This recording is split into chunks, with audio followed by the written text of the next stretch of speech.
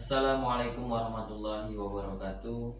Alhamdulillah wa syukurillah la hawla wa la quwata illa billah. Allahumma sholli wa sallim ala rasulina Muhammad ibn Abdillah wa ala alihi wa sahbihi wa mawalah. Amma ba'd. Hadirin yang dirahmati Allah Subhanahu wa taala. Kali ini kita akan membahas satu tema yang berjudul Orang Terjaga yang Sedang Tidur. Masih dari buku Tuntunan Generasi Muda. Maksudnya seperti apa? Sebelum kita membahasnya, dalam buku ini diawali dengan sebuah kata-kata hikmah, kata-kata bijak yang datang dari Abul Abbas Al-Mukri dalam kitabnya Nafhut Tib. Begini redaksinya. Wa aini qad namat bilaili syabibati walam tantabih illa bisubhin masyibi. Mataku terlelap di malam masa mudaku, ia baru sadar di waktu subuh yang beruban. Konteksnya, buku ini ditulis ketika Ustaz Said Nursi hidup di masa sekularisasi Turki yang ekstrim, sehingga dia menasihati para muridnya bahwa orang-orang sekuler itu merasa mereka itu tercerahkan, orang yang sudah tercerahkan, sadar, bahkan mereka merasa yang paling sadar. Oleh karena itu, ketika melihat fenomena itu, Ustaz Nursi melihat bahwa itulah masa laluku. Bagaimana masa mudaku itu merasa sadar, tapi sebetulnya tertidur. Jadi ada orang yang sadar, ngerasa sadar, tapi sebetulnya dia tidak sadar.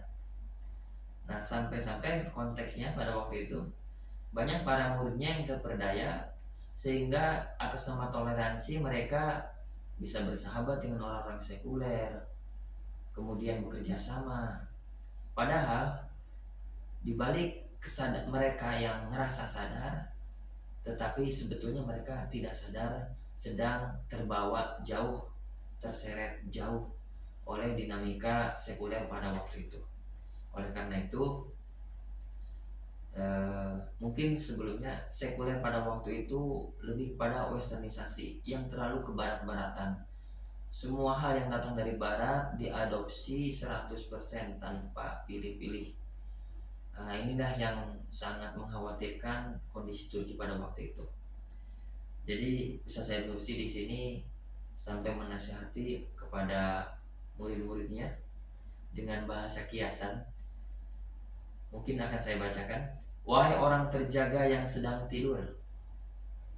Terjaga tapi sedang tidur, maksudnya tidak sadar. Jangan mendekati kaum sekuler dengan toleransi agama dan sikap menyerupai mereka, lantaran mengira bahwa kalian menjadi jembatan antara kami dan mereka. Tidak sama sekali. Jarak antara kaum beriman dan kaum kafir tidak terhingga. Lembah antara kami dan mereka juga sangat dalam, tak mungkin diisi. Sebaliknya justru engkau yang akan mengikuti mereka atau tersesat jauh. Jadi sekali lagi, konteks sekuler pada waktu itu sudah mengarah kepada ateis. Maka tidak mungkin bekerja sama, tidak ada toleransi di situ. Harus benar-benar menjaga jarak yang jelas. Mana beriman, mana kafir.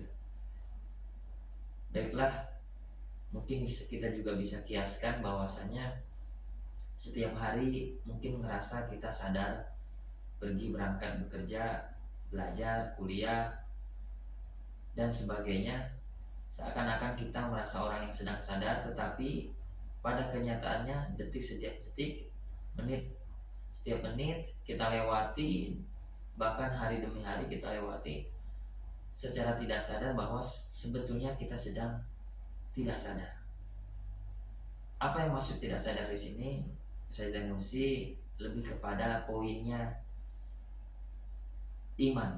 Jadi seseorang itu disebut sadar ketika tingkatan kesadarannya itu selalu dibersamai oleh Allah Subhanahu wa taala.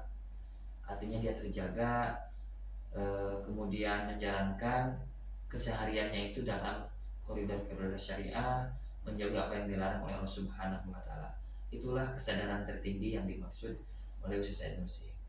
Mudah-mudahan kita yang sadar saat ini tidak tertidur, tetapi bangun dan benar-benar sadar. Demikian yang dapat saya sampaikan. Terima kasih atas segala perhatian. Akhirul kalam, wassalamualaikum warahmatullahi wabarakatuh.